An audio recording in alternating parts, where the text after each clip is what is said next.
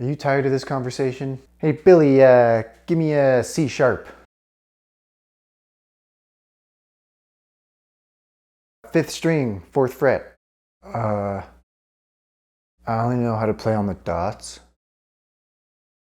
You're fired, Billy.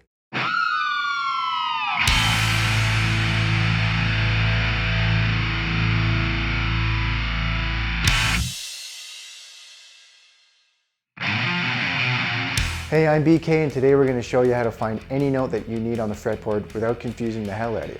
Okay? So let's start off by identifying all the notes that we have in Western music. There are 12 in total, and fortunately, they mimic the English alphabet. So if you know the English alphabet up to G, you're in pretty good standings. And if you don't, I will gladly recite them for you now. A, B, C, D, E, F, G. And so there you have it, the first 7 notes that appear in Western music, and we're still missing 5. So let's get into that gibberish that happens in between the notes. So let's bring the fretboard into this. So from the nut or open string to the 12th fret is all 12 notes in Western music. So let's go through them and then I'll explain it. So we start with A on the A string, named as such because that is the note that I've tuned it to. So we go A sharp, B, C, C sharp, D, D sharp, E, F, F sharp, G, G sharp, A, which is the octave. There's all 12 frets, all 12 notes of Western music. So what's the deal with these sharps, and why doesn't B or E have a sharp? Why can't anything in music be consistent? I don't know. It's not a very well-known fact that music is actually not invented by humans. It was discovered. I know. I will link a video by Andrew Wong who does a great job of describing the natural phenomenon called the harmonic series, should you choose to go down that road. But for now, I just want to talk about how music, although it comes from nature, us humans have invented a language around it in order to communicate with each other. Music, just like any other language, is full of inconsistencies and exceptions.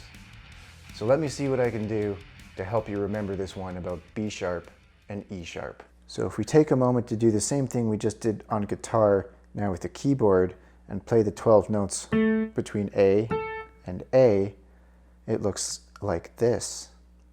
A sharp, B, C, C sharp, D, D sharp, E, F, F sharp, G, G sharp, A. And you can see there's 2 pairs of white keys that don't have black keys between them. And that is, again, because B and C have no sharp or flat between them, and E and F has no sharp or flat between them. So if you remember to just B, then you will remember that B and E have no sharps. Remember that episode of The Simpsons when Homer and the gang get together and form a barbershop quartet called the B Sharps? Well, now you know why that's a clever name. Let's get back to the guitar.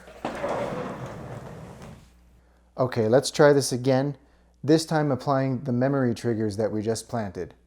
Start with the A string, A sharp, B. Now there's no B sharp, that's why the B sharps is a clever name for your barbershop quartet. So we go straight to C, C sharp, D, D sharp, E. And if you remember to just B, then you remember that both B and E have no sharps. So we go straight to F, F sharp, G, G sharp, A. Now let's try that on a different string. Let's try the E string. So we go E. And if you remember to just B, you know that there's no sharp after E. E. straight to F, F sharp, G, G sharp, A sharp, B, no such thing as B sharp, C, C sharp, D, D sharp, E.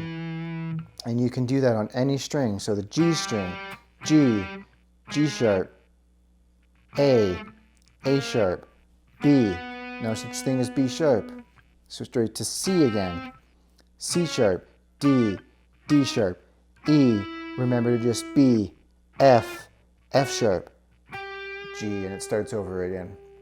Something we haven't talked about yet is the flats.